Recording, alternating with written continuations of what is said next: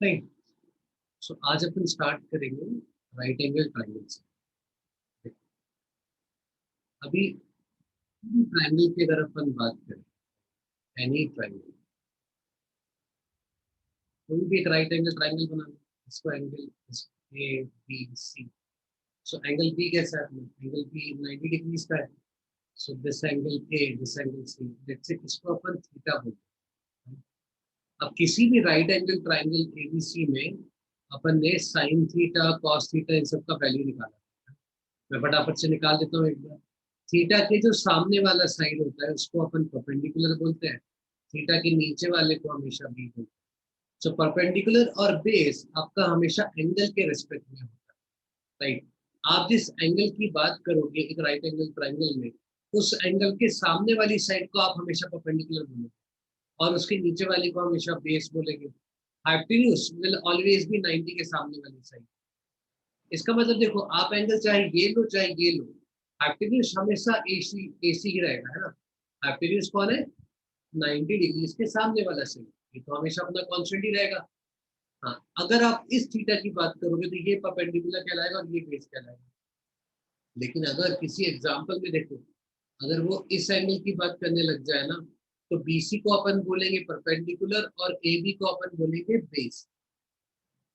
सो perpendicular और base are always dependent upon आप किस एंगल के रेस्पेक्ट में पूछ रहे हैं।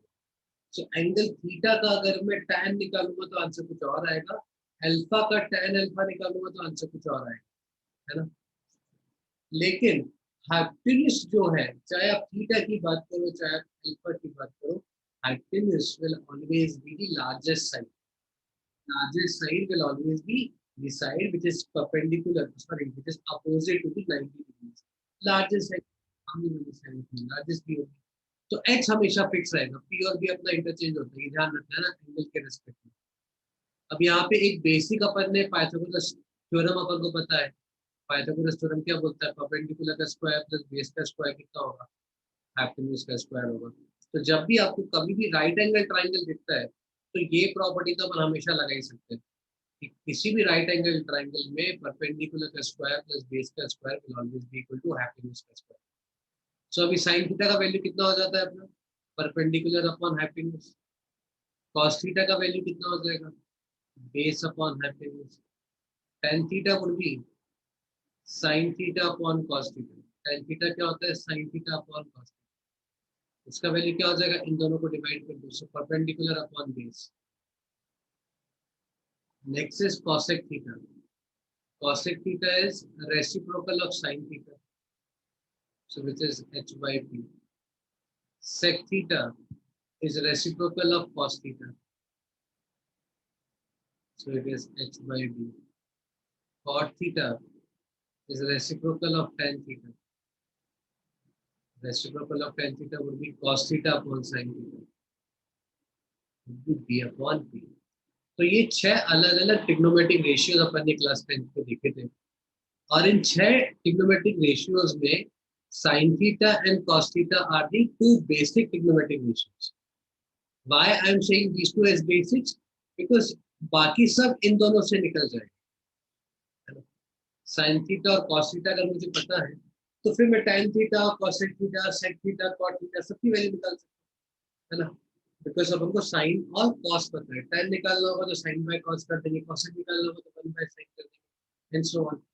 इवन अगर मैं इसको थोड़ा सा और बेटर तरीके से बोलूँ ना, तो क्या हो जाएगा? अगर तुम्हें एक ट्रिग्नोमेट्रिक रेशियो भी पता है, राइट, फॉर एग्जांपल अगर तुम्हें सिर्फ साइन भी पता है, तो तुम cos tan cosec sec cot सब निकाल के बता सकते हो। अगर सिर्फ मुझे एक भी पता है तो, जैसे अपन एक एग्जांपल लेते हैं, समझते कैसे करेंगे। अभी मान लो किसी ने अपन को एग्जांपल दिया, if sin theta is equal to 3 by 5 and theta is equivalent, find other ratios। देखो अब इस क्वेश्चन में क्या किया उसने, वो बोल रहा है कि सिर्फ साइन थीटा दिया उसने अपन को, और वो बोल रहा है कि बाकी सारे निकालो, ठीक है। अब देखो साइन थीटा दिया है, बाकी सारे निकालने, तो अपन क्या करेंगे हमेशा, सबसे सिंपल तरीका होता है कि मेक अ राइट एंगल,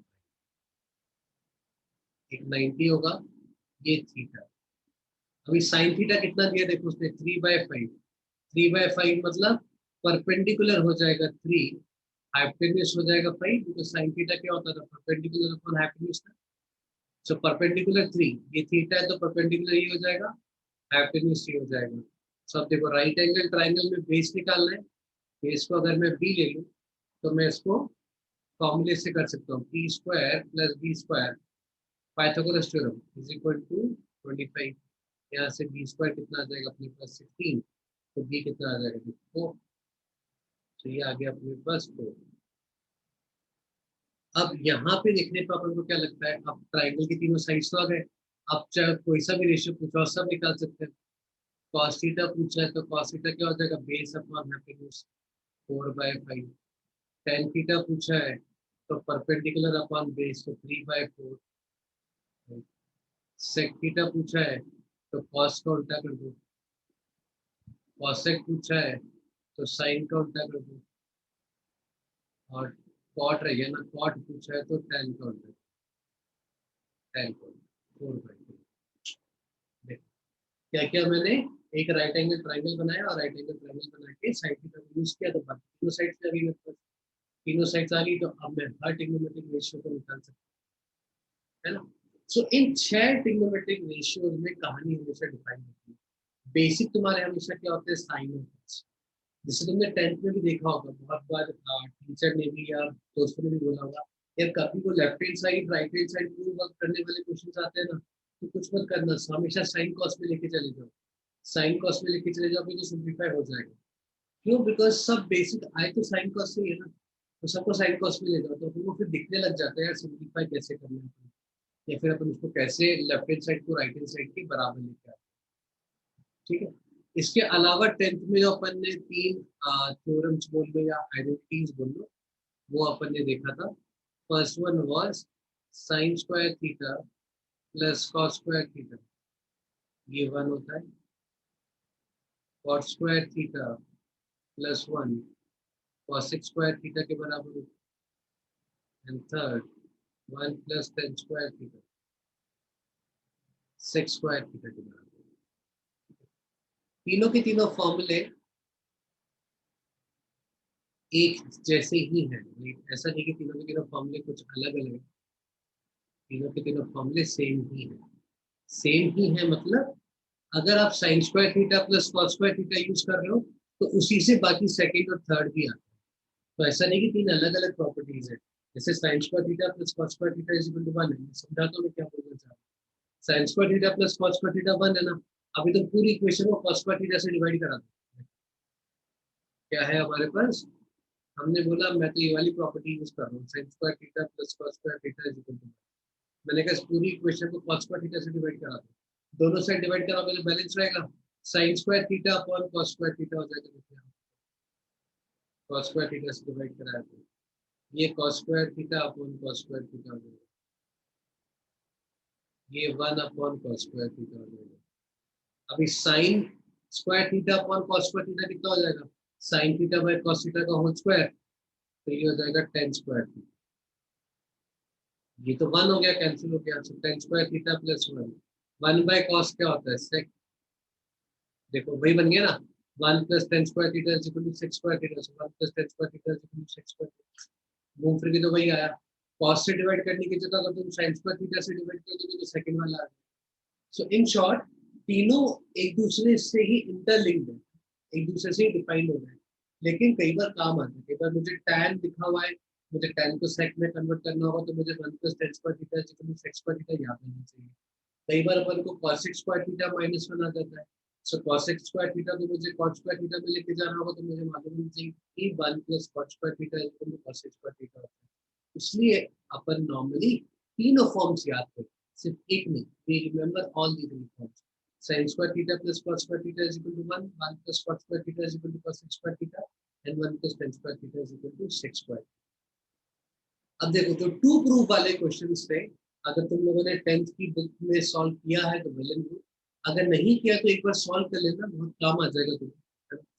सो अभी मैं sine square theta plus cos square theta is equal to 1, अभी तो मैं इसके साथ खेलना स्टार्ट करूँ। कौन सा प्रॉपर्टी लिया अपन ने? हमने लिया sine square theta plus cos square theta is equal to 1। देखो ये क्या बोल रहा है, गौर से समझे अब इस प्रॉपर्टी को। Sign square theta plus cos कितनी आएगी, हमेशा 1 है। सो अभी साइन थीटा की वैल्यू सोच के देखो, साइन थीटा तो मतलब थीटा का एंगल होगा मेरा कोई ना कोई। अभी एंगल तो अपन ने लास्ट क्लास में समझा, एंगल तो कुछ भी हो सकता है, पॉजिटिव नेगेटिव छोटा बड़ा बहुत बड़ा, राइट। मैं कोई भी एंगल डाल दूं तो साइन थीटा की वैल्यू 4 आ सकती है क्या? यस और no? for some particular angle, can sin theta be equal to 4?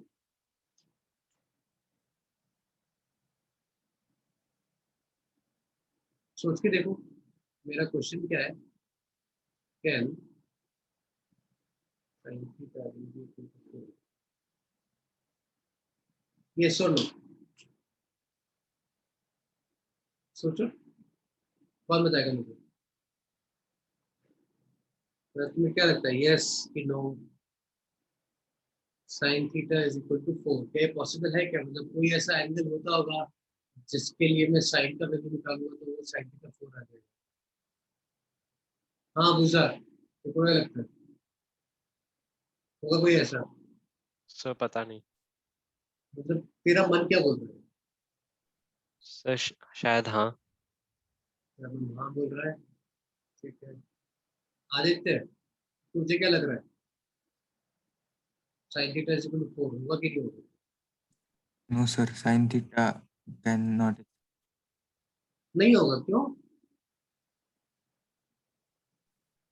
Sin theta cannot exceed 1. Bye?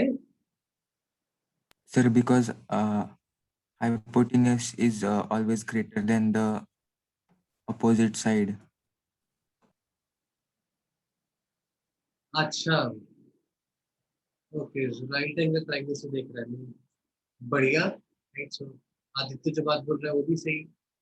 देखो आदित्य क्या बोल रहा है, कह रहा है सर राइट एंगल ट्रायंगल में आप अगर कोई थीटा ले रहे हो तो आप साइन थीटा निकालो। साइन थीटा में आप परपेंडिकुलर बेस और हाइपोटेन्यूज आए। सो साइन थीटा कितना हो जाएगा, परपेंडिकुलर अपॉन हाइपोटेन्यूज होता है। सो परपेंडिकुलर अपॉन हाइपोटेन्यूज में से बड़ा कौन होगा, परपेंडिकुलर होगा कि हाइपोटेन्यूज होगा?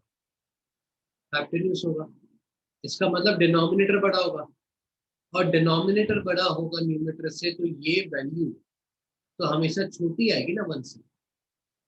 एट मैक्स 1 आ सकती है, 1 से छोटी आएगी तो हमेशा, बिकॉज फ्रैक्शन में अगर डिनोमिनेटर बड़ा है तो फ्रैक्शन ही आएगा हमेशा। और अगर न्यूमरेटर बड़ा होगा डिनोमिनेटर से तो अपना आंसर 1 से बड़ा आता है ना।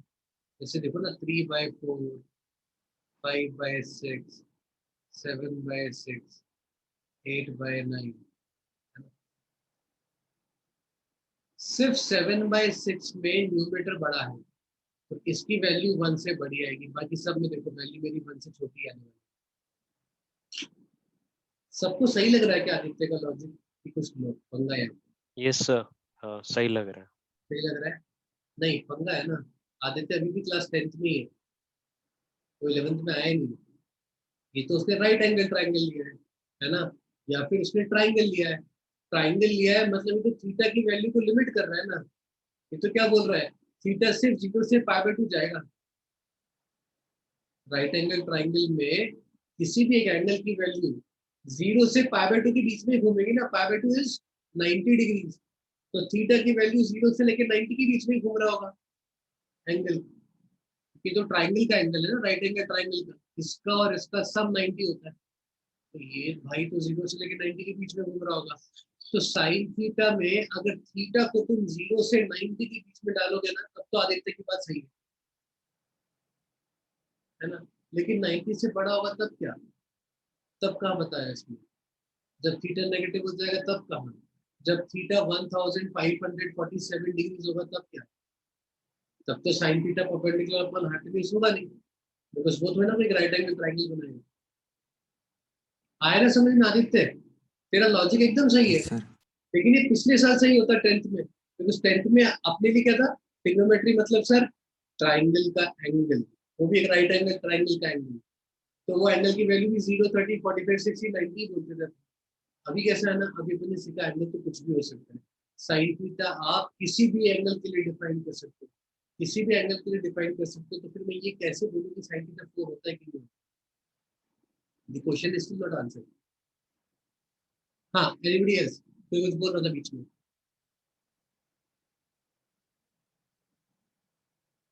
तेजस्वी आई क्या आज? हाँ, तू कुछ बोल रही थी तेजस्वी, क्या कुछ बोलेगी?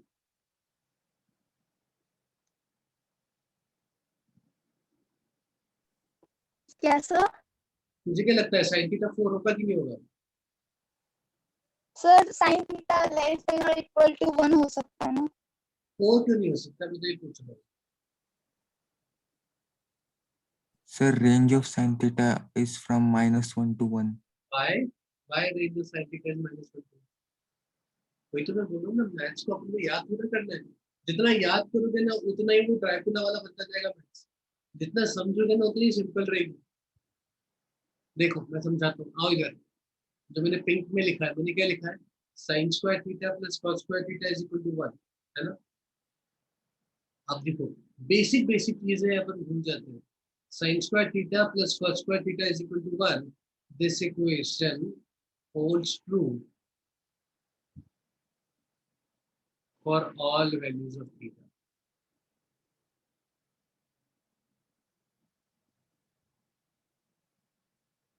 अभी राइट एंगल ट्राइंगल में तो थीटा पे लिमिटेशन है, but sine square theta plus cos square theta is equal to 1, this expression हमेशा ध्यान में रखो, this expression will hold true for all values of theta. तुम थीटा को चाहे बहुत छोटा डालो, तुम थीटा को चाहे बहुत बड़ा डालो, right? Sine square theta plus cos square theta जो है वो हमेशा 1 ही आए, no matter what theta you, negative, rational, irrational, right, कुछ भी। थीटा को चाहो तो -√2/√7 पुट कर दो, या बोल दो सर मैं थीटा को ना 1 -2√7 डिग्रीज पुट करूंगा, कर लो, कोई दिक्कत नहीं है। Sine square theta plus cos square theta will always be equal, ये अपने दिमाग में फिट कर लो बस। किसी भी थीटा के लिए sine square theta plus cos square theta is always equal to 1। अब देखो है क्या, यहाँ पे समझो। अब जो मैं समझा रहा हूँ ना वो टेक्निक भी बहुत सारे क्वेश्चंस पे काम आ जाती है।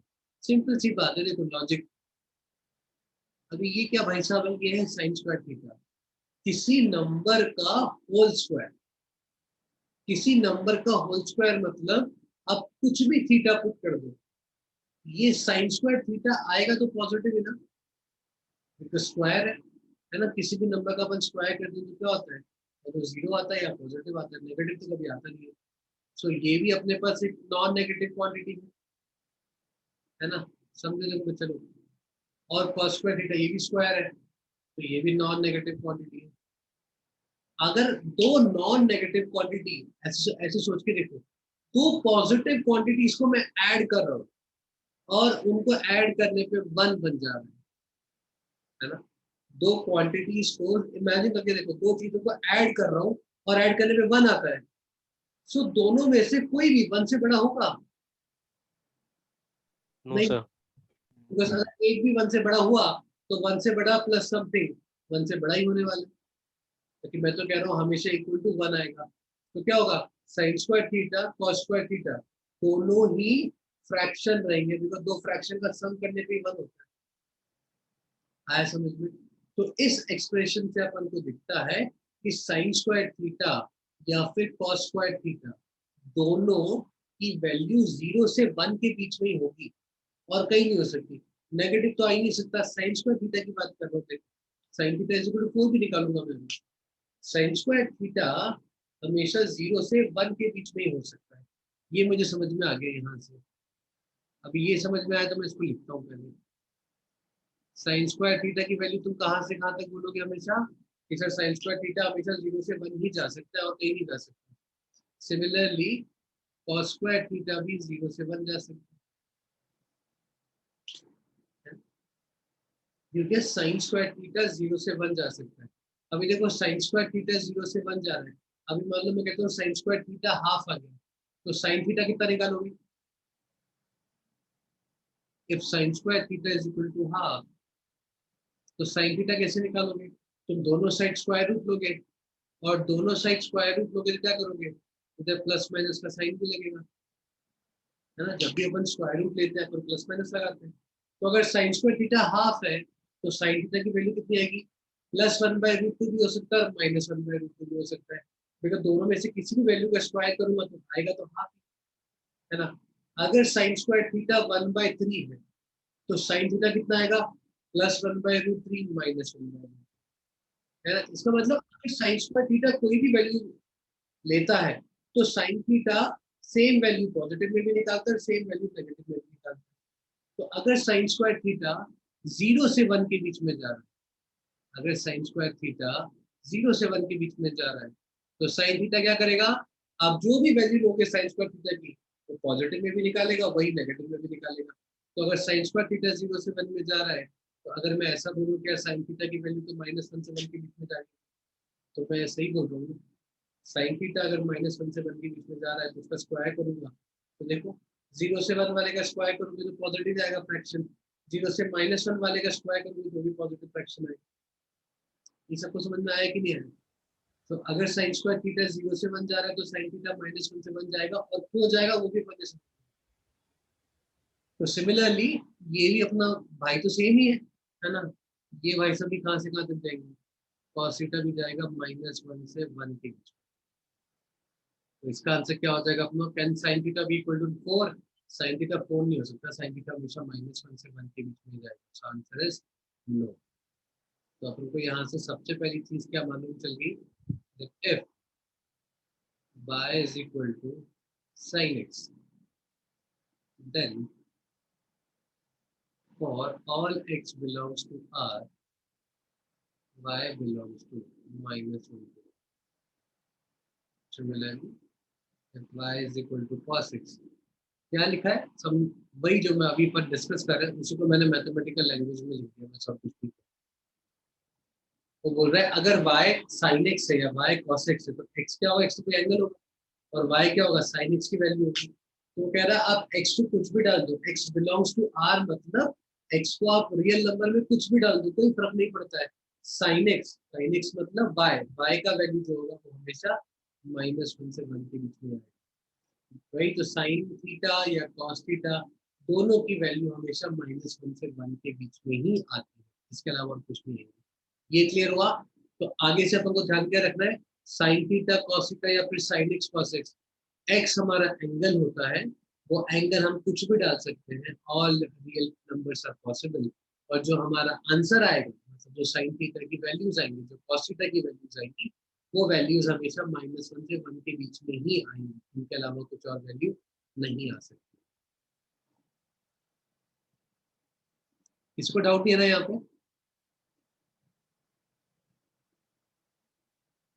सिमिलरली अगर आप इसका ग्राफ भी बना लेंगे एक बार, है ना, काम आ जाता है कई बार। So sine x cos x का ग्राफ देखते हैं।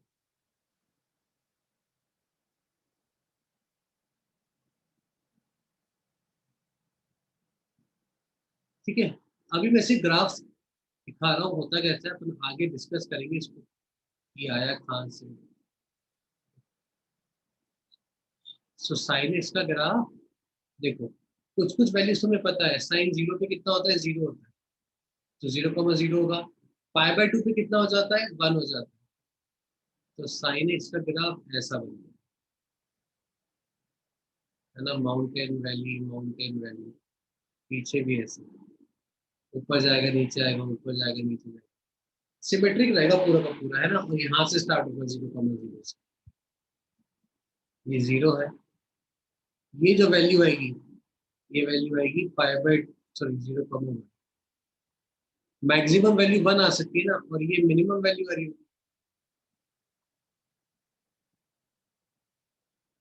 देखो अब y की जो वैल्यू है, पूरा का पूरा ग्राफ तुम्हारा 1 और -1 के बीच में ही बनता है साइन से। तो तुम किसी भी एंगल के लिए x एक्सिस पे होगा क्या? x एक्सिस पे अपन एंगल बना रहे होंगे, तो किसी भी एंगल के लिए अगर आप वैल्यू निकालोगे तो आपकी वैल्यू 1 से -1 के बीच में है। ये होता है अपना graph of sine x.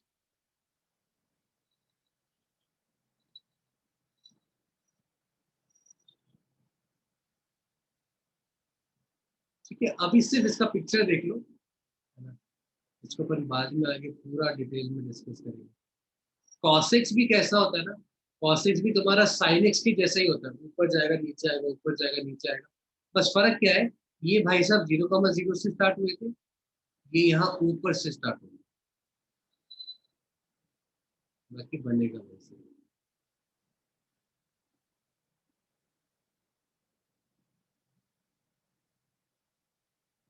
Because cos 0 कितना होता है, cos 0 आता है 1 और sin 0 कितना आता है 0, तो ये तो 0,0 से स्टार्ट होगा, ये 0,1 से स्टार्ट, बाकी दोनों ग्राफ सेम है। मतलब ऐसा देख लो, ये sin x वाला ग्राफ है ना, गौर से देखो sin x वाला ग्राफ, इसको हल्का सा लेफ्ट में ले जाओ, ऐसे लेफ्ट में ले जाओ कि ये वाला टिप यहाँ आ जाएगा, है ना, ऐसे धीरे खिसकाओ इसको इस तरफ, जब यहाँ आ जाएगा तो वो ग्राफ तुम्हारा cos x का बन जाएगा। अब इमेजिन हुआ ग्राफ, तो ये होते हैं sin x और cos x के ग्राफ्स। ग्राफ्स मतलब कि आप हर एक एंगल पे वैल्यू ग्राफ को देख के भी निकाल सकते हैं, है ना, बट अपन ग्राफ को देख के कभी नहीं निकाल पाएंगे, अभी मैंने सिर्फ तुम्हें पिक्चर समझाया। सो कमिंग बैक टू, ये भी देखो 1 से -1 के बीच में घूम रहा हूँ।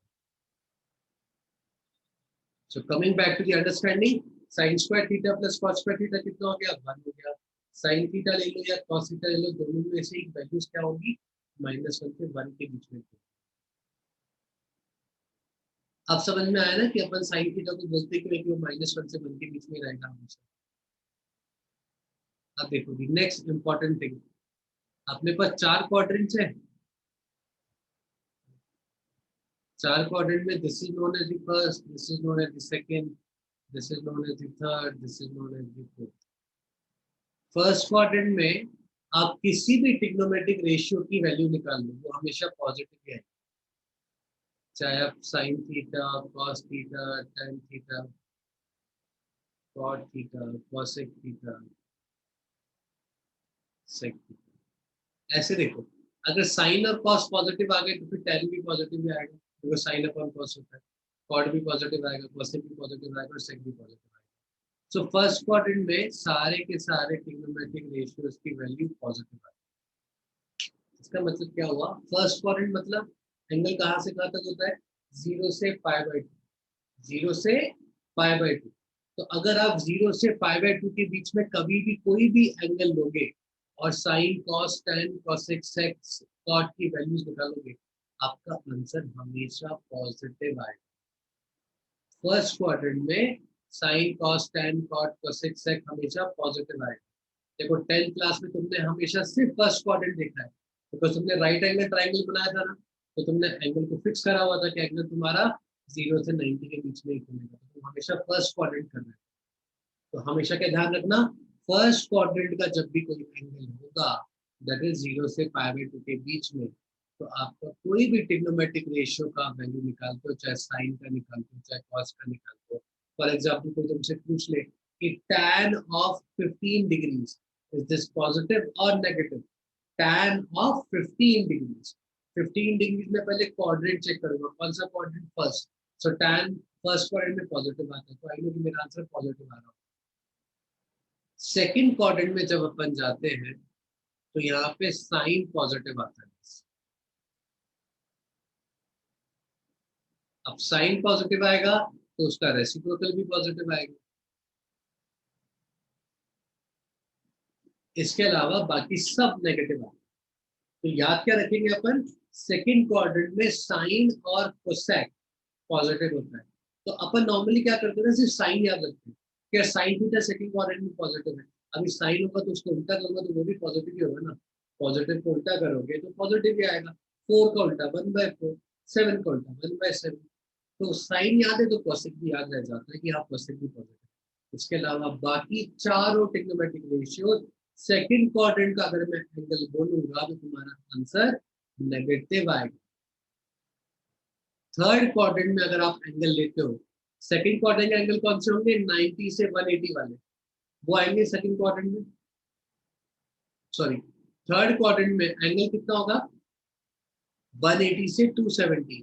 मैं पॉजिटिव घूम रहा हूँ एंटी क्लॉकवाइज, 180 से 270 के बीच में अगर आप कोई एंगल लोगे तो आप थर्ड क्वाड्रेंट का एंगल ले रहे हो। थर्ड क्वाड्रेंट का अगर एंगल कोई लोगे तो आपका tan थीटा पॉजिटिव आएगा। थर्ड क्वाड्रेंट में tan पॉजिटिव आता है, tan पॉजिटिव आता है मतलब कॉट भी पॉजिटिव आएगा, रेसिप्रोकल। तो tan और कॉट के अलावा बाकी जो भी हैं, साइन, कोसाइन, सेक, कोसेक, चारों के चारों नेगेटिव है। फोर्थ क्वाड्रेंट में कॉस नेगेटिव आएगा, sorry cos positive, cos positive आएगा तो सेक थीटा भी पॉजिटिव आएगा। उसके अलावा बाकी चारों नेगेटिव आएगा। तो यहाँ पे ऑल फर्स्ट क्वाड्रेंट में सब पॉजिटिव आते हैं, सेकंड में साइन और कोसेक पॉजिटिव आते हैं, थर्ड में टैन और कॉट पॉजिटिव आते हैं, और फोर्थ में कॉस और सेक पॉजिटिव आते हैं। अब इसको याद करने के बहुत सारे तरीके हैं, राइट। एक जो मुझे अभी याद आ रहा है वो ये है, द वर्ड कास्ट। ठीक है, कास्ट कैसे, CAST ऐसे, तो याद रहता है कॉस, ऑल, साइन, टैन। अब साइन पॉजिटिव तो उनका रेसिप्रोकल भी पॉजिटिव होगा। ठीक है, कुछ कुछ लोग इसको अलग अलग तरीके से भी याद रखते हैं, ऑल स्टूडेंट्स टी कॉपी, ऐसा भी मैंने सुना है। I remember this very word cast. मतलब कुछ दिनों के बाद में तो अपन को याद हो जाता है, बट अगर कभी तो तुम्हें याद करना है इनिशियली तो तुम कास्ट याद कर सकते। A all, S sine, T tan, C cos. So fourth quadrant का अगर मैं एंगल दूंगा और मैं बोलूंगा इसका कॉस निकालो, तुम क्या बोलोगे सर, आंसर पॉजिटिव आएगा। अगर मैं फोर्थ क्वाड्रेंट का एंगल दूंगा और बोलूंगा टैन निकालो, तो आंसर क्या बोलोगे, नेगेटिव आएगा। देखो आए समझ में, कौन से क्वाड्रेंट में कौन पॉजिटिव होता है। फर्स्ट में सारे पॉजिटिव, सेकंड में साइन और कोसेक, थर्ड में टैन और कॉट, फोर्थ में सेक और कॉस, है ना। तो कॉस साइन टैन याद रखोगे तो उनके रेसिप्रोकल भी याद रहेंगे। तो इस तरह से अपन किसी भी क्वाड्रेंट में साइन बताते हैं कि उसका पॉजिटिव आएगा नेगेटिव आएगा अपना आंसर। तो जैसे एग्जांपल्स कर लेते हैं उसी के ऊपर, साइन भी, साइन,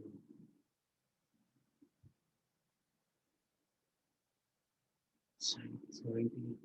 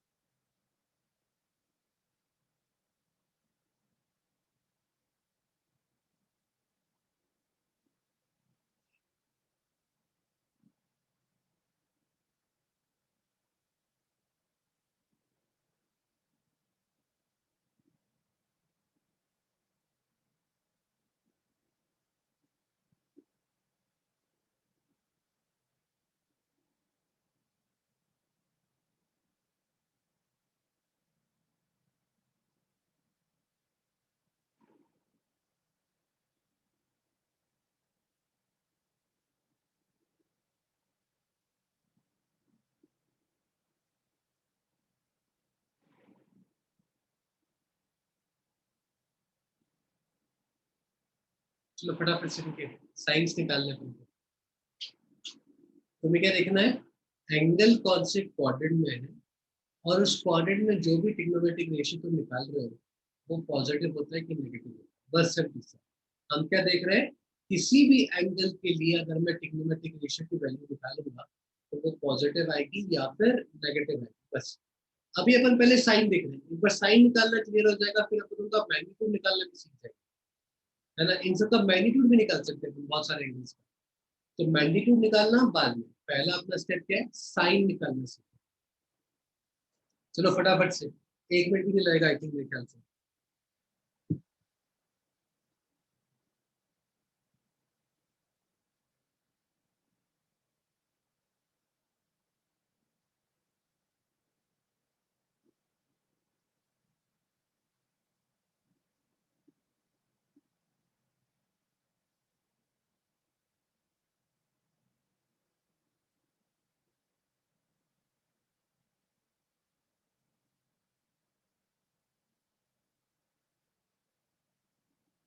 प्रद्युम्ना समझ में आ रहा तेरे को पूरा?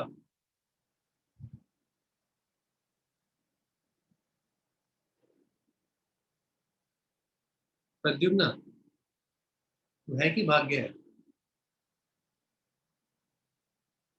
लड़का सो गया क्या आज?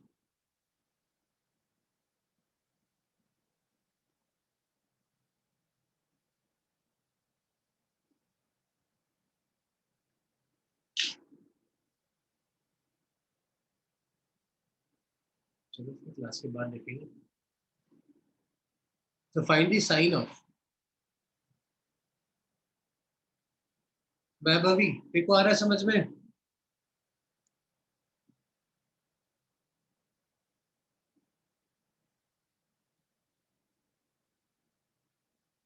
अरे क्या बात है, आज की मेरे को रिप्लाई करने की मूड भी नहीं है। Hello sir. हाँ अगुजार बोल।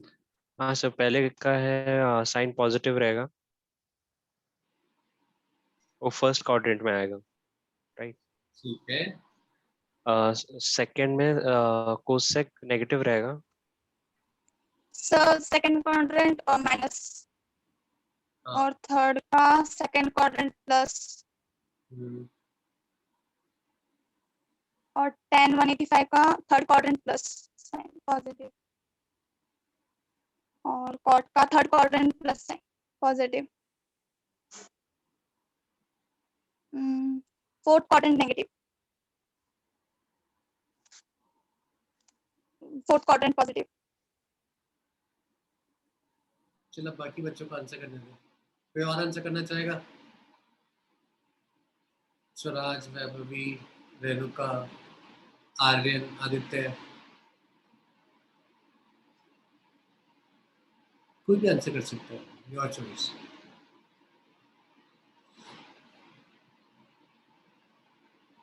Sir, H positive. H positive 1000 degrees. 1000 degree अपना कौन सा क्वाड्रेंट हो जाएगा? फोर्थ क्वाड्रेंट की फर्स्ट। देखो 360, 720, 1080 यहाँ पे आता पूरा 1080, तो 80 डिग्रीज पीछे फोर्थ क्वाड्रेंट है, बिल्कुल पॉजिटिव है। 1040 भी कहाँ आएगा? फोर्थ क्वाड्रेंट में आएगा, नेगेटिव। माइनस का 100 डिग्रीज उल्टा घूमना है, मतलब क्लॉकवाइज 100 Positive. पॉजिटिव है ना। सो tan ऑफ माइनस 100 डिग्रीज का जो आंसर आएगा देखो पॉजिटिव आएगा। cos of minus 50 Positive. ये रह गया 300। Positive. फर्स्ट क्वाड्रेंट में पहुंच गया, देखो ये है ना, फर्स्ट क्वाड्रेंट का एंगल है माइनस 300, ये भी फर्स्ट क्वाड्रेंट में। First quadrant positive. 415 नेगेटिव में। Third, 360, fourth quadrant positive. 360 plus 55, हाँ फोर्थ क्वाड्रेंट रहेगा, सो पॉजिटिव।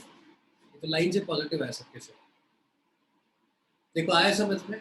सो अभी डिग्रीज में तो अपन बड़े आराम से घूम रहे हैं ना, आई थिंक डिग्रीज में किसी को दिक्कत नहीं है। अब मैं ये कहानी सारी की सारी रेडियंस में कर देता हूँ।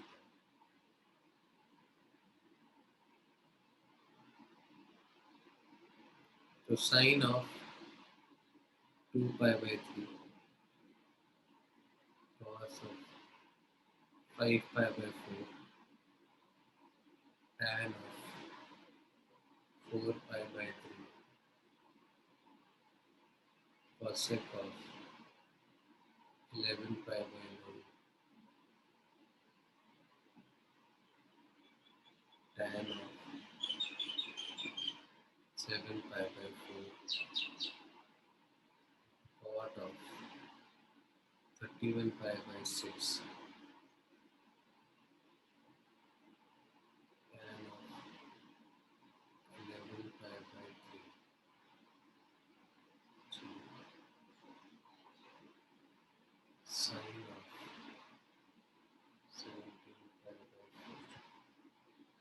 ठीक है, अब देखो मैं समझाता हूँ कैसे करेंगे। एक तरीका तो क्या है, रेडियंस को डिग्रीज में कन्वर्ट कर दो और डिग्रीज में कन्वर्ट करने के बाद में क्वाड्रेंट चेक कर लो, है ना। बट उसमें क्या होता है ना, टाइम लगता है बहुत। पहले तो मैं रेडियंस को डिग्री में कन्वर्ट करूँ, ये एंगल्स किस में है? रेडियंस में है ना, 2π/3 5π/4। तो मैं इनको डिग्रीज में कैसे कन्वर्ट करूंगा? Pi radians is equal to 180 degrees. तो आप यहाँ पे पाई की जगह लिख दो 180, तो कितना हो जाएगा 2 इंटू 180/3। 2 इंटू 180/3 ये कितना हो जाएगा 120। तो साइन ऑफ 120 मतलब first quadrant, sorry second quadrant. तो मेरा आंसर पॉजिटिव आया। लेकिन हुआ क्या, मैंने सिंप्लीफाई करा। अभी तो यहाँ तो देखो एंगल छोटे छोटे से हैं, थोड़ा बड़ा बड़ा ले लूंगा तो एंगल बहुत बड़े बड़े हो जाएंगे, कैलकुलेशन बहुत लंबी हो जाएगी। दूसरा, हमें रेडियंस के साथ में भी कंफर्टेबल होना है over the time. As I said कि अभी आगे अपन को रेडियंस ज़्यादा मिलता है, डिग्रीज बहुत कम मिलता है, तो कहीं ना कहीं हमें रेडियंस से भी कंफर्टेबल होना है। अब देखो 2π/3, मैं पहला वाला केस ही कर देता हूँ पहले, अभी अपन ने उसका आंसर निकाल लिया है ना। अब देखो मैं एक ट्रिक बताता हूँ कैसे अपन करेंगे। तुम्हें कभी भी रेडियंस में कोई एंगल आता है और तुम्हें चेक करना है कि ये एंगल कौन से क्वाड्रेंट में जा रहा होगा, फर्स्ट में जा रहा है, सेकंड में जा रहा है, थर्ड में जा रहा है, फोर्थ में जा रहा है, without converting them into degrees, है ना। अभी देखो पाई कितना होता है, पाई तो अपन को मालूम है, पाई होता है 180। 2π कितना होता है, पूरा सर्कल पाई कितना होता है 180, 2π 360, पाई 180, 2π 360, और π/2 मतलब 90 होता है। ये तो सबको पता है ना, π/2 90, पाई 180। अभी पाई कितना होता है 180, ठीक है। तो अब देखो मैं उसी लॉजिक को यहाँ पे यूज करूंगा कि यार पाई मुझे पता रहता है 180 है, अगर ये पाई की फॉर्म में आ जाए तो मेरा काम बन जाएगा, है ना। अब देखो अपन क्या करेंगे, हमेशा समझो, नीचे जो नंबर लिखा है, क्या लिखा है नीचे 3, ऊपर क्या नंबर लिखा है 2, ऊपर वाले नंबर को नीचे वाले नंबर की फॉर्म में लिखो, है ना। तो 2 को मैं क्या लिख सकता हूं, नीचे वाला नंबर -1।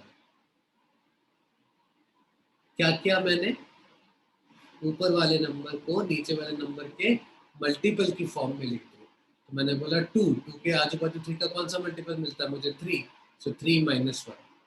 समझा, मैं 2 की जगह 3 - 1 क्यों लेके आया हूँ, नीचे वाले का मल्टीपल प्लस माइनस समथिंग की फॉर्म में लेके आओ। इसको लाने से फायदा क्या होगा, देखो अलग अलग कर दो, 3π - π बन जाएगा, और फिर अलग अलग स्प्लिट करा दो। अभी देखो पाई -π/3 कौन सा क्वाड्रेंट में है, सेकंड क्वाड्रेंट। आया कि नहीं आया समझ में। मैंने क्या किया, नीचे जो डिनोमिनेटर में नंबर है, ऊपर वाले नंबर को नीचे वाले के मल्टीपल की फॉर्म में लिखा है। जैसे एक और एग्जांपल कराता हूँ, एच वाला भी कराऊंगा मैं। अब देखो मैं एच वाला कैसे सॉल्व करूंगा, ध्यान से समझो। कितना दिया हुआ है 17π/4, मेरे को तो एंगल से ही मतलब है ना, साइन से मेरे को मतलब है नहीं। 17π/4, तो 17π/4 को क्या लिखोगे, 17, 4 का मल्टीपल 17 के आजू बाजू कौन सा आता है 16, तो 17 को क्या लिखोगे तुम 16 + 1। न्यूमरेटर वाले नंबर को क्या करना है, नीचे वाले के नियरेस्ट मल्टीपल की फॉर्म में लिखना है। अब अलग अलग करा दो, 16π/4 + π/4, ये हमेशा कैंसिल हो जाएगा बिकॉज तो मल्टीपल ही था ना। अब देखो क्या आ गया, 4π + π/4, 1π 2π 3π 4π 4π + π/4। कहाँ बैठा है ये एंगल, फर्स्ट क्वाड्रेंट में बैठा है। फर्स्ट क्वाड्रेंट में बैठा है तो मुझे मालूम है, तुम इसका साइन निकालोगे तो आंसर पॉजिटिव आएगा। आया समझ में कैसे तुम कन्वर्ट कराओगे, रेडियंस वाले एंगल को रेडियंस में रखो, डिग्रीज में क्यों करें अपन। बस करना क्या है, डिनोमिनेटर जो है तो न्यूमरेटर को डिनोमिनेटर्स की फॉर्म में लेके आओ, डिनोमिनेटर के मल्टीपल प्लस माइनस की फॉर्म में। तो 17 था, तो मैंने 4 का कौन सा मल्टीपल दिखा 17 के सब बाजू में 16, तो मैं इसको 16 + 1 लिख दिया। आया समझ में। अब करते जाओ, देखो आप निकालो बी वाले का आंसर निकालो पहले, 5π/4। ये मैं इसलिए भी करा रहा हूँ बिकॉज ये आगे काम भी आएगा, राइट। तो कोई डिग्रीज में कन्वर्ट नहीं करेगा, यहाँ पे सब रेडियंस से ही निकालेंगे। 5 के आसपास 4 का मल्टीपल कौन सा है, कोई भी नहीं है, 4 ही है। तो ये कितना हो जाएगा, देखो पाई + π/4। अभी पाई + π/4 कौन से क्वाड्रेंट में बैठे हैं अपन, थर्ड क्वाड्रेंट। थर्ड क्वाड्रेंट में आप क्या निकाल रहे हो? कॉस। थर्ड क्वाड्रेंट में कॉस निकालोगे तो आंसर कैसा आएगा तुम्हारा? नेगेटिव आएगा। ए, बी और एच तीनों देखो समझ में आया सबको? किसी को डाउट है तो यहाँ पे पूछ लो। छोटी सी चीज है लेकिन नहीं है तो ना एक दो क्वेश्चन अपन को लगेगा, लेकिन अगर दिमाग में गया है तो वो समझ में आ जाएगा। कोई रॉकेट साइंस नहीं लगा रहा हूं मैं यहाँ पे। सी वाले का आंसर निकालो फटाफट से। देखो आप 4π/3 4π/3 तो 4 के आसपास 3 का मल्टीपल कौन सा है? 3 ही है। तो 4 की जगह में क्या लिखूंगा? 3 + 1 π/3। देखो ऐड करने पे तो वही मिलेगा ना 4π/3, तो कुछ नया तो हुआ नहीं। ये हो जाएगा पाई प्लस π/3। वंस अगेन कौन सा quadrant? Pi plus π/3 180 plus something. Third quadrant में जा रहा हूँ मैं। थर्ड में tan पूछा उसने मुझसे, तो मेरा आंसर क्या होगा? पॉजिटिव। तो सी का answer is positive. So tan of 4π/3 का जो भी फाइनली वैल्यू आएगा that value would be positive. जो भी आंसर आएगा, अब वो 7 आ रहा है, 10 आ रहा है, 1 आ रहा है, 4 आ रहा है, whatever it is, but answer आएगा पॉजिटिव। इतना मुझे पता है, नेगेटिव नहीं आ सकता आंसर। Next cosec 11π/9। तो अपन एंगल लेंगे 11π/9। 11 के आसपास 9 का मल्टीपल कौन सा है? 9 ही है। सो 9 + 2 π/9। अलग अलग कर दो, कितना हो जाएगा? Pi plus 2 π/9। Pi plus something, कौन सा क्वाड्रेंट हो गया? Third quadrant. थर्ड में कोसेक क्या हो जाएगा? नेगेटिव। अरे क्या बात है, सब लाइन से थर्ड क्वाड्रेंट में मिल रहा है। राइट, डी क्या हो जाएगा? नेगेटिव। चलो आई होप ई वाला अपना थर्ड में ना जाए। ई क्या है? 7π/4। 7 के आसपास 4 का मल्टीपल कौन सा मिलेगा? 8। तो 7 की जगह में क्या लिखूंगा? इसको 8 - 1 लिखूंगा। अभी तुम क्या लिखोगे इसको? 8π/4 - π/4। अलग अलग करा दिया मैंने। तो ये कितना हो जाएगा? 4 2 ज़ा। सो 2π - π/4। हाँ अब कहीं और गया, देखो 2π - π/4 यहाँ पे कहीं पे होगा। फोर्थ क्वाड्रेंट में कहीं पे लाई कर रही है। फोर्थ क्वाड्रेंट में tan, तो मेरा आंसर कैसा आएगा? नेगेटिव, है ना? बिकॉज फोर्थ क्वाड्रेंट में तो cos और sec पॉजिटिव होता है, tan पॉजिटिव नहीं होता। cot of 31π/6। 31π/6 की अगर अपन वैल्यू निकालें, सो 31 के आसपास 6 का मल्टीपल इज 30। तो ये हो जाएगा 30 + 1 31 π/6। सो 30 π/6 + π/6 5π + π/6 हो गया ये एंगल तो अपने पास। 5π कितना हो जाएगा? 2π 4π 5π 5π + π/6। कहाँ पे ये एंगल? दो सर्कल, दो कंप्लीट सर्कल पूरा करके ये एंगल बैठा है थर्ड क्वाड्रेंट में, और निकालना क्या है अपन को? कॉट। सो थर्ड क्वाड्रेंट में अगर आप कॉट निकालोगे तो कॉट कैसा आएगा? पॉजिटिव आएगा, बिकॉज थर्ड क्वाड्रेंट में tan और कॉट दोनों के दोनों पॉजिटिव ही आते हैं, है ना? जी का वैल्यू निकालते हैं, tan ऑफ 11π/3। एक बार निकाल लो इसका वैल्यू, देखो लास्ट क्वेश्चन है, देखो तुम लोग भी निकाल लो। tan ऑफ 11π/3, देखो इसका वैल्यू कितना आ रहा है? tan of 11π/3। सो पहले क्या करेंगे? एंगल को देखो 3π + 2π/3। कितना? 3π + 2π/3। 11 के पास में 3 का मल्टीपल कौन सा है? 9। 9 होता है कि 12 होता है? हाँ 12। है ना? पास वाला नंबर देखना है, इसलिए मैंने ये वाला एग्जांपल नहीं कराया, है ना? पास वाला देखना है, तो कितना हो जाएगा? 12। तो इसको तुम लिखोगे 12 - 1 π/3। फिर तुम्हारा हो जाएगा 4π - π/3।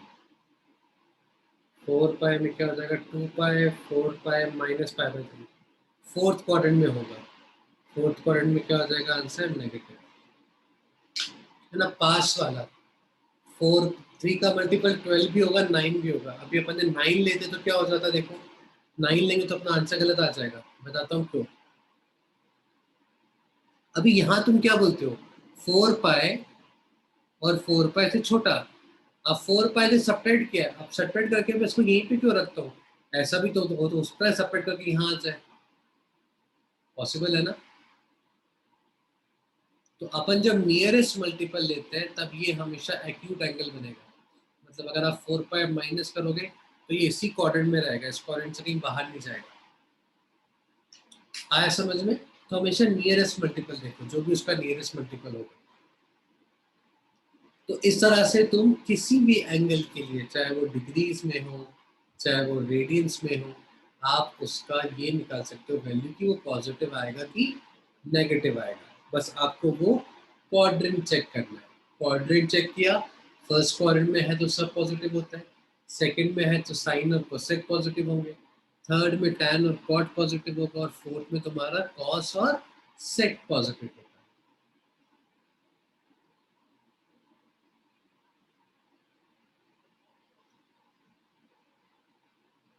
सो अब देखो अपन ने डोमेन का बात किया था है ना जब अपन बेसिक मैथ्स कर रहे थे।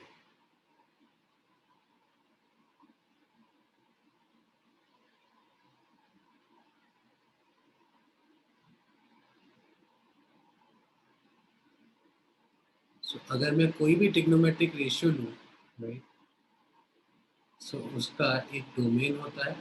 डोमेन मतलब क्या हो जाता है किसी भी फंक्शन का डोमेन मतलब कौन से एक्स के लिए वो डिफाइंड होगा। और रेंज क्या हो जाता है कि फाइनली उसकी वैल्यू कितनी आएगी। जैसे अपन ने फर्स्ट फंक्शन लिया ट्रिग्नोमेट्री में y is equal to sine x. तो डोमेन क्या हो जाएगा आप x की कौन कौन सी वैल्यूज डाल सकते हो। x मतलब कौन कौन से एंगल के लिए साइन डिफाइंड है। तो अपन ने क्या बोला था x बिलोंग्स टू r रहेगा। आप किसी भी एंगल के लिए साइन निकाल सकते हो कोई दिक्कत नहीं है। सो कोई अगर आपसे डोमेन पूछेगा डोमेन का मतलब क्या होता है x की वैल्यू बतानी है आपको। सो डोमेन मतलब क्या हो जाएगा x belongs to r for sine x। Range क्या हो जाता है साइन x की वैल्यू कहाँ से कहाँ तक जाएंगी। तो साइन x की वैल्यू -1 से 1 जाएंगी। समझो देखो है ना। तो ट्रिग्नोमेट्रिक फंक्शन साइन एक्स के अंदर आपका जो x होता है वो आप कोई भी रियल नंबर डाल सकते हो माइनस इन्फिनिटी से प्लस इन्फिनिटी के बीच में। एंगल आप कुछ भी डाल सकते हो। एंगल आप कुछ भी डालो आपका जो फाइनल आंसर है मतलब जो साइन एक्स की वैल्यू आएगी that value will always lie between -1 to 1। वो अभी अपन ने डिस्कस भी किया था। सिमिलरली सेकेंड वाला अपना ट्रिग्नोमेट्रिक रेशियो होता है cos x। उसको भी आप डोमेन मतलब x कोई भी रियल नंबर डाल सकते हो और cos x की वैल्यू हमेशा -1 से 1 के बीच की ही आएगी। ये हो गया अपना sin x और cos x। बाकी चारों भी लिख लेते हैं अपन tan x cos x cos x। ठीक। अब देखो नेक्स्ट अपने पास क्या हो जाएगा tan x। अब देखो tan x क्या होता है थोड़ा बहुत तुम्हें अब याद भी आएगा। tan x होता है sin x upon cos x। तो अगर tan x को डिफाइंड होना है तो नीचे वाला जीरो नहीं आना चाहिए। p बाई क्यू फॉर्म में है ना। अभी cos x की वैल्यू तो जीरो भी आ सकती है ना। अगर cos x जीरो आ गया तो देखो समथिंग अपॉन जीरो ये तो नॉट डिफाइंड हो जाएगा ना। सो tan x अगर डिफाइंड होना चाहिए तो cos x का भी जीरो नहीं आना चाहिए। सो tan x का डोमेन क्या हो जाता है all real numbers accept odd multiple of pi by 2। ठीक है।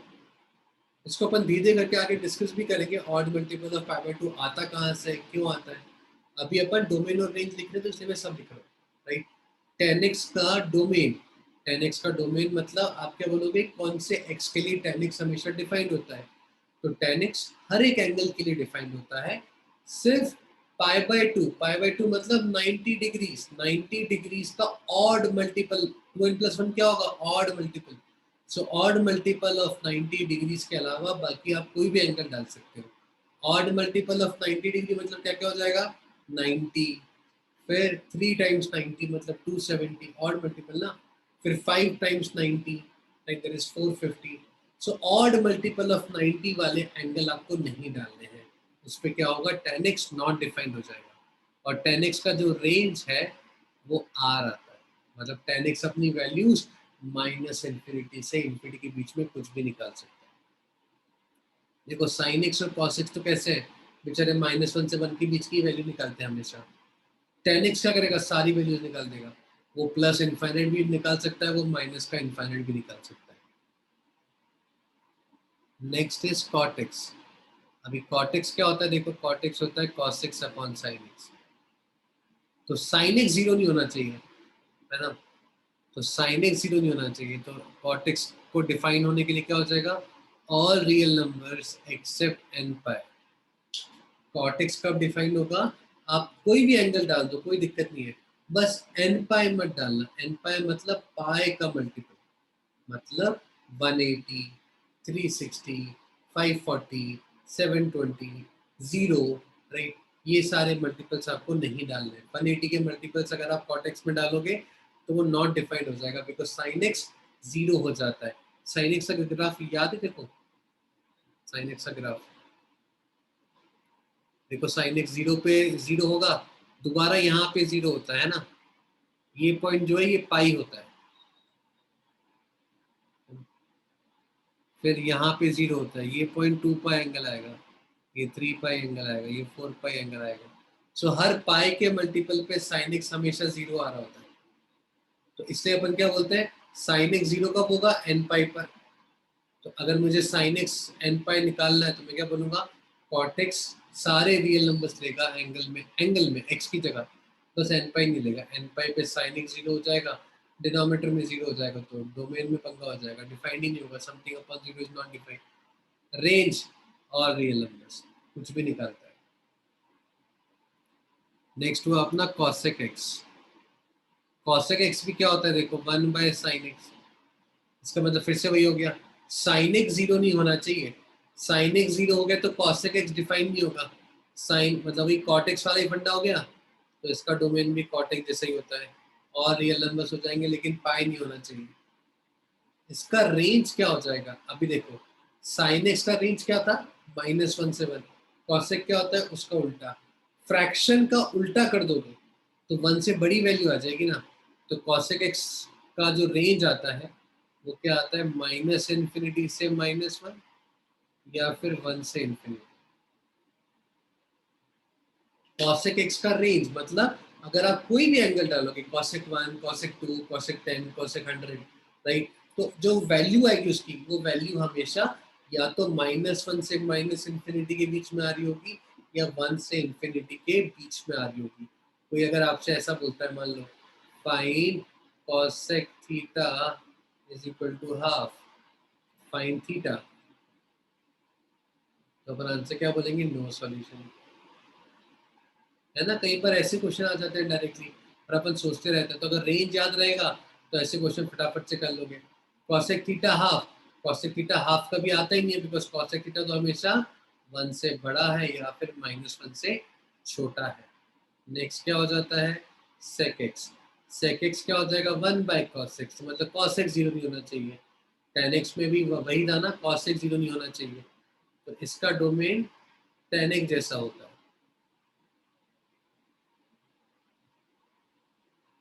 और ये क्या है, cos का रेसिप्रोकल, मतलब वही फ्रैक्शन का रेसिप्रोकल, तो जो cosec का रेंज है वैसा ही रेंज sec x का आता है।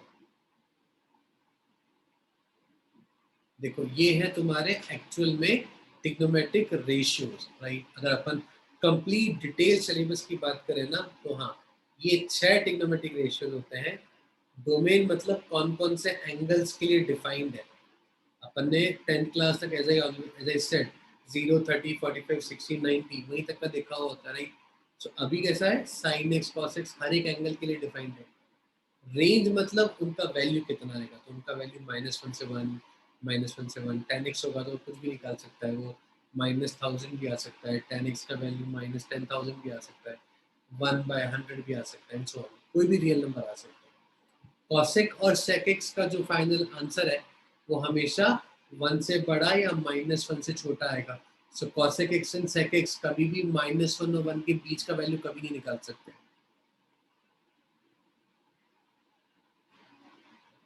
राइट?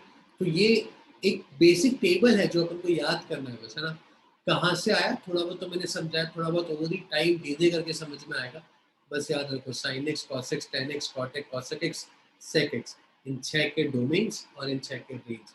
ये डोमेन होता है और ये रेंज होता है, तो आपका आंसर जब आएगा तो इसी डोमेन और इसी रेंज में आ रहा होगा, ठीक? अभी जैसे देखो ना, कुछ कुछ चीज़ तो तुम अभी धीरे करके ना ऑब्जर्व कर सकते हो। अपन फॉर्मूला क्या बनाते हैं, 1 + 10² x = 6² x। अभी देखो स्क्वायर है तो पॉजिटिव है, तो 1 में कुछ ऐड करूंगा तो ये वैल्यू 1 से बड़ी हो जाएगी, तो sec² x 1 से बड़ा हो गया हमेशा। sec² x अगर हमेशा 1 से बड़ा हो गया तो sec x 1 से बड़ा होगा, ये देखो, या फिर -1 से छोटा, बिकॉज अगर -1 से छोटा मतलब -1, -2, -3 का स्क्वायर करूंगा तो कितना हो जाएगा, 3 आ जाएगा ना, सॉरी 9 आ जाएगा, तो 1 से बड़ा हो जाएगा। तो अगर sec² x 1 से बड़ा है तो sec x 1 से बड़ा है या -1 से छोटा, वहां से भी तुम ऑब्जर्व कर सकते हो कि sec x की रेंज क्या होती है ना? तो ये हो गया अपने पास डोमेन और रेंज। पीछे जो अपन ने देखा वो देखा अपन ने किसी भी क्वाड्रेंट में कोई भी एंगल अगर मैं तुम्हें देता हूँ, उस एंगल पे वैल्यू तुम्हारी पॉजिटिव आ रही होगी या नेगेटिव आ रही होगी, वो कैसे निकालोगे। अब देखो इन सब चीजों पे ना बहुत सारे क्वेश्चंस आ जाते हैं, जैसे एक जेईई मेंस का क्वेश्चन कराता हूँ तुम्हें। क्वेश्चन आया था, if sin theta is -4/5 and theta lies in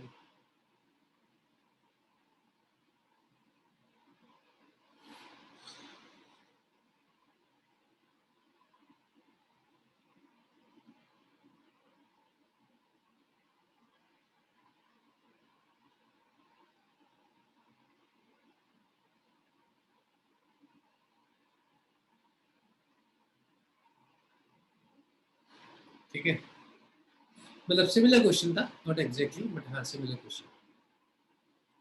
क्या बोल रहा है क्वेश्चन कि अगर sin थीटा -4/5 है और थीटा लाइज इन पाई से 3π/2, पाई से 2π,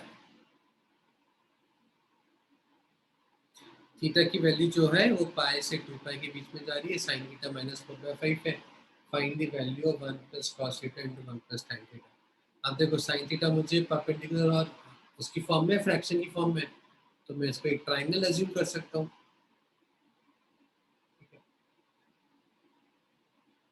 ट्राइंगल अज्यूम कर लोगे तो तुम इसको एक्यूट एंगल अज्यूम कर लेते हो, ध्यान रखना, है ना?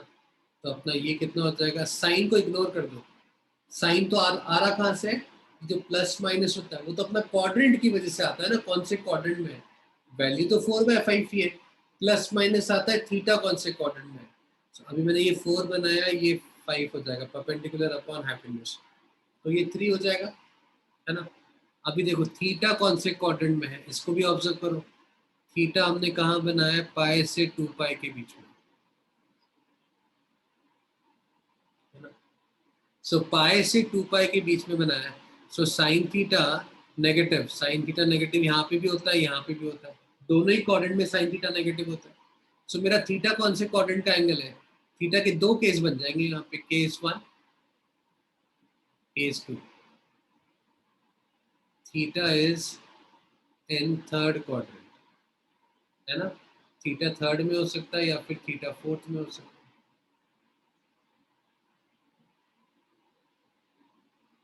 थीटा अगर थर्ड क्वाड्रेंट में है ना, तो साइन थीटा तो -4/5 आया।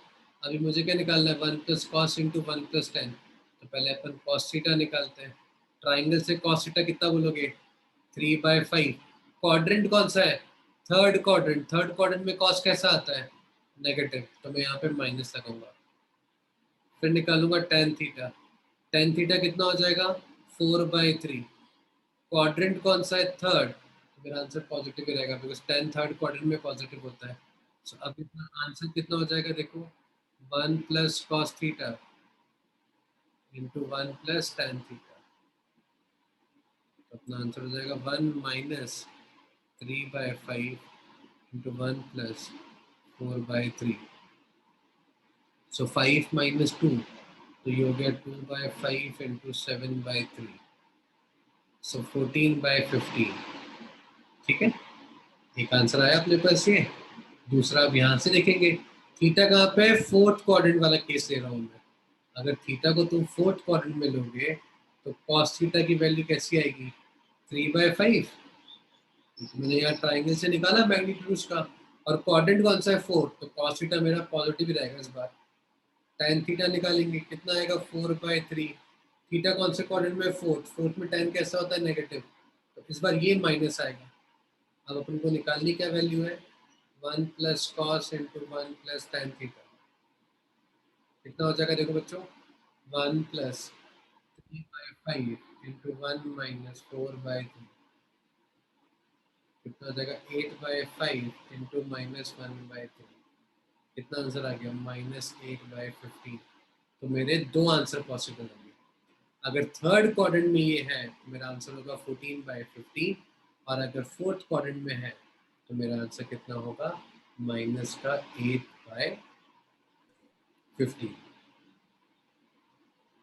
देखो आया समझ में।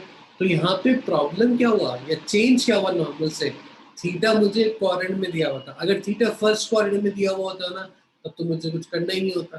तब तो मैं, जैसे याद है मैंने फर्स्ट क्वाड्रेंट वाला एक केस भी लिया था, देखो आज की क्लास में लिया था मैंने। आ गया वो। हाँ ये रहा, sin theta is equal to 3/5 and theta is an acute angle। Theta first quadrant में था, तो देखो cos sin tan सब मैंने राइट एंगल ट्रायंगल से निकाले, मैंने कुछ प्लस माइनस नहीं लगाया क्योंकि थीटा मेरा फर्स्ट क्वाड्रेंट में था। अभी मेरे को समझ में आया थीटा अलग अलग क्वाड्रेंट में होगा तो ट्रिग्नोमेट्रिक रेशियोज की वैल्यू अलग अलग आती है। मैग्नीट्यूड सेम आएगा, सिर्फ साइन में चेंज होगा, प्लस की minus and so on, right. So अगर थीटा आपका पाई से 2 पाई में जा रहा है और साइन थीटा नेगेटिव है, तो मैंने दो केस बनाए, थीटा थर्ड क्वाड्रेंट में होगा और थीटा फोर्थ में होगा। थीटा थर्ड में होगा तो कॉस और टेन की वैल्यूज निकाली, ट्राइंगल से मैग्नीट्यूड निकाला, बस साइन लगाया मैंने, और फोर्थ पे भी निकाला और मैंने दोनों की वैल्यूज निकाल दी 1 + cos theta into 1 + tan theta की। देखो एक सिंपल सी बात समझो यहाँ पे, जिस एग्जाम्पल के थ्रू मैं तुम्हें समझाना चाह रहा हूँ कि किसी भी क्वाड्रेंट में आपका ट्रिग्नोमेट्री का वैल्यू का मैग्नीट्यूड उतना ही आएगा, मैग्नीट्यूड नहीं बदलता, बदलता क्या है साइन। अभी देखो साइन थीटा की अपन वैल्यू देखते हैं, साइन थीटा अपन ने क्या बोला -1 से 1 जाएगा, फर्स्ट क्वाड्रेंट में वो पॉजिटिव है तो फर्स्ट क्वाड्रेंट में वो 0 से 1 के बीच में सारी वैल्यूज निकाल देगा। फोर्थ क्वाड्रेंट में साइन थीटा नेगेटिव होता है तो वो 0 से 1 वाली वैल्यूज ही निकालेगा, लेकिन बाहर एक माइनस लग जाएगा। तो अगर 0 से 1 वाली वैल्यूज के बाहर एक माइनस लगा दोगे तो कौन सी वैल्यूज मिलेगी तुम्हें, 0 से -1 वाली मिलना स्टार्ट हो जाएगी। इसलिए देखो साइन थीटा का अपना जो रेंज होता है वो -1 से 1 वाला आता है। कॉस थीटा अगर तुम देखोगे फर्स्ट क्वाड्रेंट में वो सारी वैल्यूज निकाल देगा 0 से 1 वाली, सेकंड क्वाड्रेंट में नेगेटिव निकालेगा, तो मैग्नीट्यूड सेम रहेगा, वही फर्स्ट क्वाड्रेंट वाला मैग्नीट्यूड रहेगा, बस बाहर एक माइनस लग जाएगा। tan थीटा याद करो, tan थीटा तुमने जब याद किया होगा 0, 30, 45, 60, 90 की वैल्यूज, तो 0 पे 0 आता है, 30 पे 1/√3, 45 पे 1, tan 60 is √3 and tan 90 is infinite. मतलब देखो फर्स्ट क्वाड्रेंट में tan कहाँ से कहाँ तक चला गया, 0 से लेके इनफाइनाइट तक चला गया। अभी सेकंड क्वाड्रेंट के जब मैं एंगल लूंगा तो मैग्नीट्यूड तो सेम ही निकालेगा 0 से लेके इनफाइनाइट, बस सेकंड क्वाड्रेंट में इसलिए आप बाहर माइनस लगा दोगे। तो अगर 0 से लेके इनफाइनाइट की किसी भी वैल्यू के बाहर अगर आप माइनस लगा दोगे तो वैल्यू कहाँ से कहाँ तक पहुंच जाएगी, 0 से -इनफाइनाइट वैल्यू। इसलिए अपन बोलते हैं tan थीटा अपना -इन्फिनिटी से +इन्फिनिटी के बीच में जा रहा है। अभी देखो यहाँ तक सब बच्चों को समझ में आया कि नहीं आया, किसी को कोई भी डाउट असुविधा परेशानी है तो फिलहाल बोलो मुझे।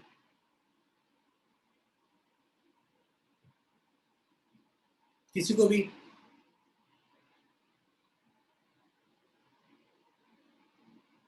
नहीं है? चलो right, so well and good. So इसी के साथ आप अपनी क्लास को खत्म करते हैं। अभी तुम्हारा फिजिक्स का लेक्चर भी होगा 5:30 पे।